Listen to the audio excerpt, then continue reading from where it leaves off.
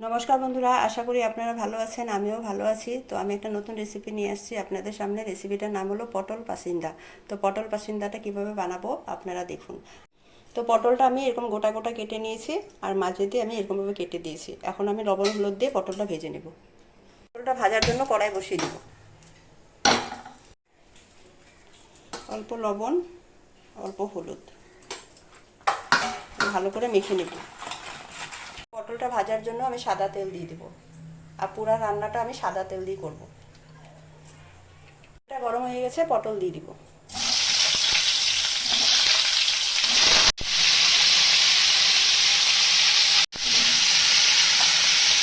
পটলটা আমার এক সাইডে লাল করে ভাজা হয়ে গেছে। আমি এখন পটলটা ঢুকে দিচ্ছি। তো পটলটা আমার ভাজা হয়ে গেছে, আমি এখন নামিয়ে দেব।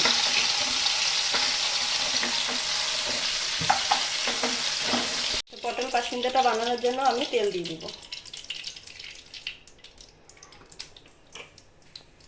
ফোড়নে গোটা গরম মশলা, কুচানো পেঁয়াজ, কাঁচা লঙ্কা,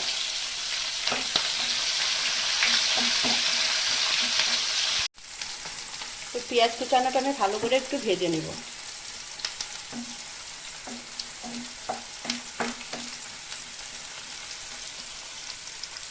তো পেঁয়াজটা আমার খুব ভালো করে ভাজা হয়ে গেছে। আমি এখন টমেটো পেস্ট দিয়ে দেবো।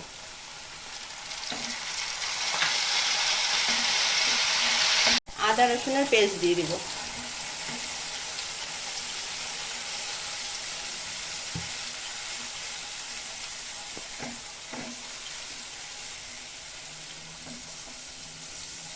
আমি একটু ঢেকে দেব 1 মিনিটের মতন।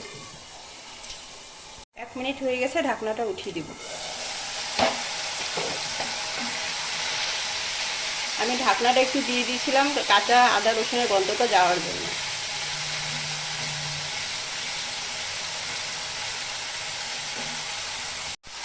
স্বাদ মতন লবণ, পরিমাণ মতন হলুদ, অল্প জিরার গুঁড়া, অল্প ধনিয়ার গুঁড়া, 1 চামচ কাশ্মীরি লঙ্কার গুঁড়া। এখন আমি মশলাটা খুব ভালো করে ভেজে নেব।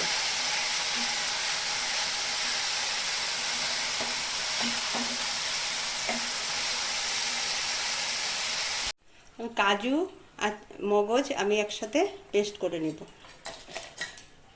আর অল্প দুধ দিয়ে কেনে পেস্ট করব।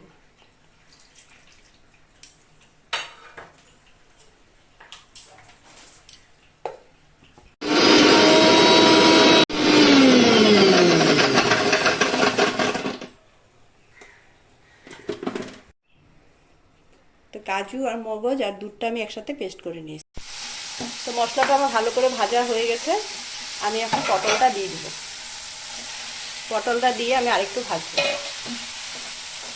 তারপর কাজু, দুধ আর মগজটা পেস্টটা দিয়ে দিব। এখন আমি এখানে একসাথে সব ভালো করে মিশিয়ে নিব। এখন জল দিয়ে দিব।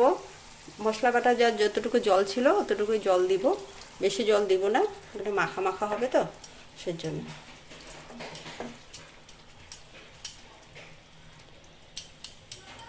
অল্প চিনি দিয়ে দিব, অল্প গরম মশলা পাউডার দিয়ে দিব।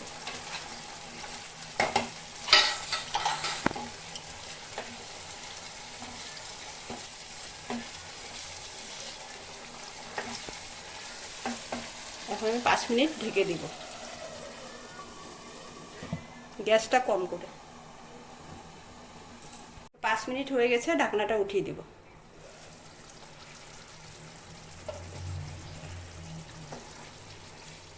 তো বন্ধুরা, আমার পটল পাসিন্দাটা আমার হয়ে গেছে।